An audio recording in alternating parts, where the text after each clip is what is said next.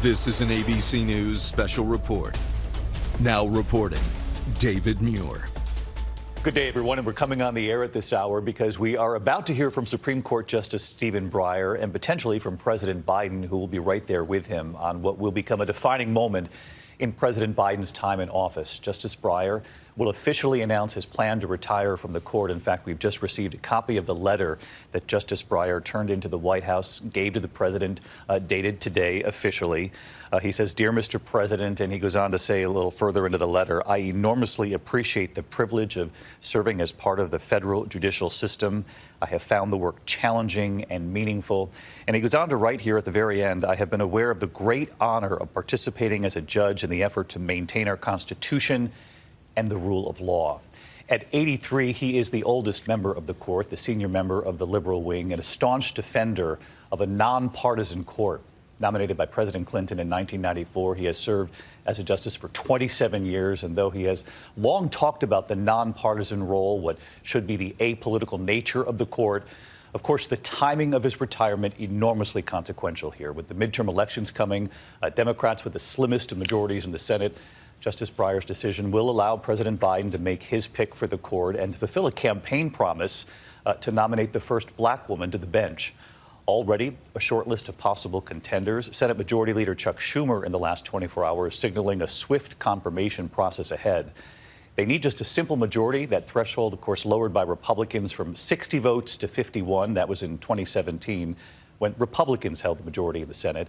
President Biden's nominee will not change the balance of the court. Of course, this nation witnessing a significant shift in recent years.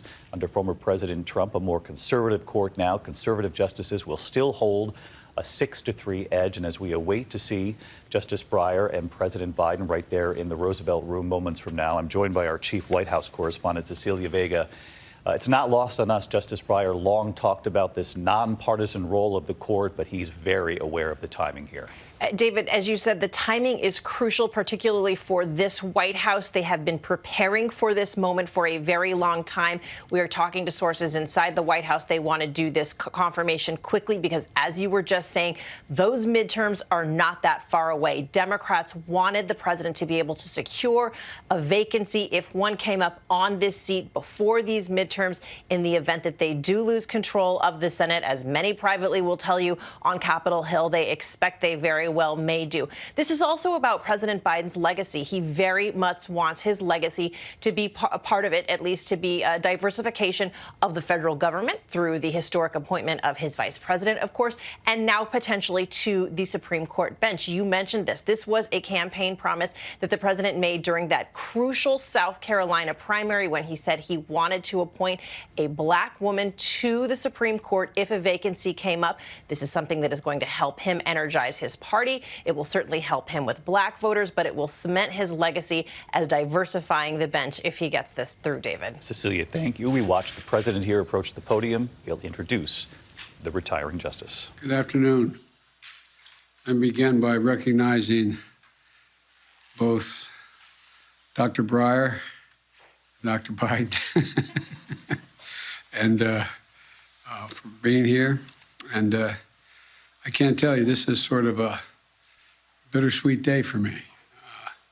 Justice Breyer and I go back a long way, all the way back to the mid-'70s when he first came on the Judiciary Committee, but that's another story. I'm here today to express the nation's gratitude to Justice Stephen Breyer for his remarkable career of public service and his clear-eyed commitment to making our country's laws work for its people. And our gratitude extends to Justice Breyer's family for being partners in his decades of public service. In particular, I want to thank his wife, Dr. Joanne Breyer, who is here today and who has stood by him for nearly 6 decades, and with her fierce intellect, good humor, and enormous heart. I want to thank you. The country owes you as well. And Stephen Breyer's public service started early. He served in the United States Army as a teenager and in all 3 branches of the federal government before he turned 40. They were the good old days, weren't they? And as he was a law clerk at Supreme Court Justice Goldberg, a prosecutor in the Department of Justice, a member of the Watergate prosecution team. And I first met Stephen Breyer when I was a senator on the Judiciary Committee. And he started off as taking care of one of the subcommittees for Teddy, but then became chief counsel during his tenure as Ted's chairmanship of the Judiciary Committee. Beyond his intellect and hard work and legal insight, he was famous for biking across Washington virtually every day for a face-to-face meeting with a Republican chief counsel, the ranking Republican counsel. And over breakfast, they discussed what would they do for the country together. Whereas in those days, we tried to do things together. That spirit stuck with me when I took over the Judiciary Committee as chair after Senator Kennedy's tenure. And it was my honor to vote to confirm Justice Breyer to serve in the United States Supreme Court, or the Court of Appeals first, in 1980. And then 14 years later, in 1994, I got to preside as chairman of the Senate Judiciary Committee over his Supreme Court confirmation hearings. We were joking with one another when he walked in. Did we ever think that he would have served decades on the court and I'd be president of the United States when the day he came in and retired? And he looked at it, anyway, I won't tell you what he said. I'm joking. But I was proud and grateful to be there at the start of this distinguished career in the Supreme Court. And I'm very proud to be here today on his announcement of his retirement. You know, during his confirmation hearings way back in 1994, nominee Stephen Breyer said, quote, "The law must work for the people." He explained to us his faith that our complex legal system has a single purpose: tell people who make up our country.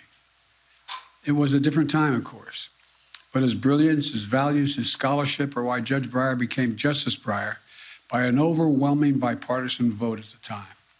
Today, Justice Breyer announces his intention to step down from active service after 4 decades on the federal bench and 28 years on the United States Supreme Court.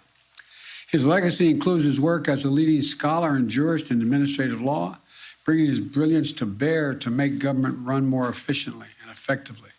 It includes his stature as a beacon of wisdom on our Constitution and what it means. And through it all, Justice Breyer has worked tirelessly to give faith to the notion that the law exists to help the people.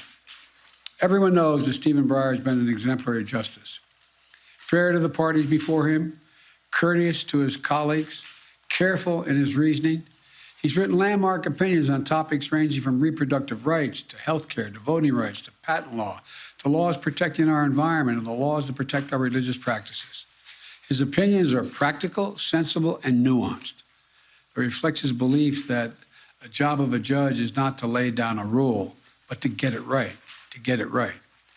Justice Breyer's law clerks and his colleagues, as many of the press here know, describe him and his work ethic, his desire to learn more, his kindness to those around him, and his optimism for the promise of our country. And he has patiently sought common ground and built consensus, seeking to bring the court together. I think he's a model public servant in a time of great division in this country. Justice Breyer has been everything his country could have asked of him. And when he appeared before the Judiciary Committee almost 3 decades ago, we all had high hopes for the mark he would leave on history, law, and the Constitution. And he's exceeded those hopes in every possible way. Today is his day, our day to commend his life of service and his life on the court. But let me say a few words about the critically important work of selecting his successor. Choosing someone to sit in the Supreme Court, I believe, is one of the most serious constitutional responsibility a president has. Our process is going to be rigorous. I will select a nominee worthy of Justice Breyer's legacy of excellence and decency. While I've been studying candidates' backgrounds and writings, I've made no decision except one. The person I will nominate will be someone with extraordinary qualifications, character, experience, and integrity. And that person will be the first Black woman ever nominated to the United States Supreme Court. It's long overdue in my view. I made that commitment during the campaign for president, and I will keep that commitment. I will fully do what I said I'd do. I will fulfill my duty to select a justice, not only with the Senate's consent, but with his advice. You've heard me say in other nomination processes that The Constitution says seek the advice and consent, but the advice as well of the Senate. I'm going to invite senators from both parties to offer their ideas and points of view. I'll also consult with leading scholars and lawyers.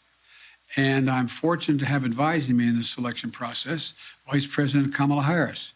She's an exceptional lawyer, former Attorney General of the state of California, a former member of the Senate Judiciary Committee. I will listen carefully to all the advice I'm given, and I'll study the records and former cases carefully. I'll meet with the potential nominees, and it is my intention to announce my decision before the end of February. I have made no choice at this point. Once I select a nominee, I will ask the Senate to move promptly on my choice. In the end, I will nominate a historic candidate, someone who's worthy of Justice Breyer's legacy, and someone who, like Justice Breyer, will provide incredible service on the United States Supreme Court. Justice Breyer, on behalf of all the American people, I want to thank you and your family for your tremendous service to our nation. I'm going to yield the floor to you, Mr. Justice.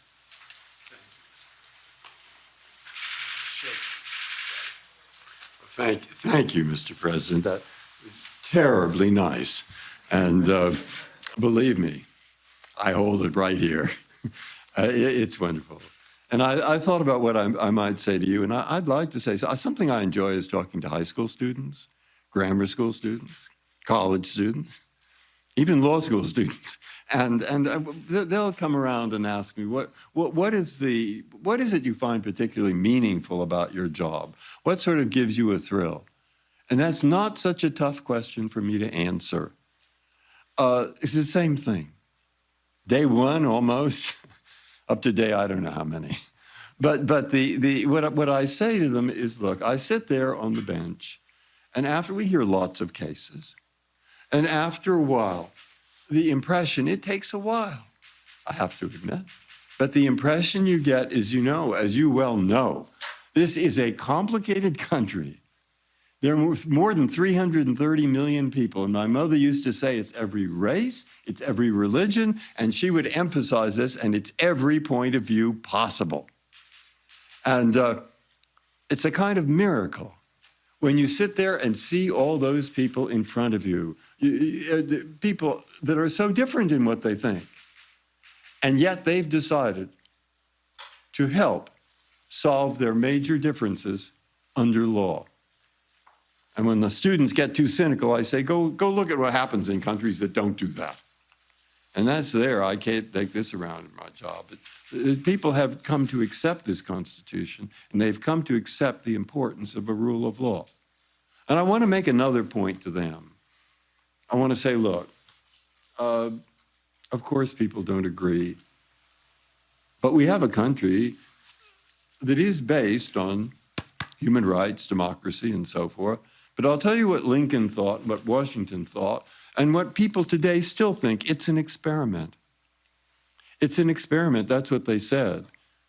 And Joanna paid each of our grandchildren a certain amount of money to memorize the Gettysburg Address. And the reason that what we want them to pick up there, and what I want those students to pick up, if I can remember the first two lines, is that 7 years ago, our fathers created upon this here a new country, a country that was dedicated to liberty and the proposition that all men are created equal.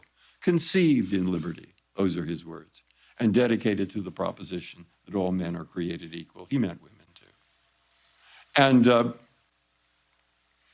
we are now engaged in a great civil war to determine whether that nation, or any nation so conceived and so dedicated, can long endure. See, those are the words I want. To see an experiment. And that's what he thought. It's an experiment. And I found some letters that George Washington wrote where he said the same thing. It's an experiment. That experiment existed then because even the liberals in Europe, they're looking over here and they're saying it's a great idea in principle, but it'll never work. But we'll show them it does. That's what Washington thought. And that's what Lincoln thought. And that's what people still think today. And I say, I want you, and I'm talking to the students now. I say, I want you to pick just this up. It's an experiment that's still going on. And I'll tell you something. You know who will see whether that experiment works? It's you, my friend. It's you, Mr. High School student. It's you, Mr. College student. It's you, Mr. Law School students. It's us, but it's you. It's that next generation and the one after that. My grandchildren and their children. They'll determine whether the experiment still works. And of course, I am an optimist, and I'm pretty sure it will. Does it surprise you that that's the thought that comes into my mind today? I don't know, but thank you. Doctor, I don't know that you've ever been to the White House in the Lincoln bedroom, but I invite both of you to come and stay. The Lincoln bedroom has, against the wall between the windows looking out, a handwritten copy of the Gettysburg Address written by Lincoln in that bedroom, allegedly, as I said, the sitting room. And so you got to come and see it. And even if you can't come and stay, bring your grandchildren so they can see it as well. Thank you all so very, very much for being here. And I'm not going to take any questions because I think it's inappropriate to take questions with the justice here. He's still sitting on the bench, and I'm going to give you your mask back. And but you'll have plenty of opportunities to get me later today and for the rest of the week, next week too. So thank you very much. Hi, everyone. George Stephanopoulos here. Thanks for checking out the ABC News YouTube channel. If you'd like to get more videos, show highlights, and watch live event coverage, click on the right over here to subscribe to our channel. And don't forget to download the ABC News app for breaking news alerts. Thanks for watching.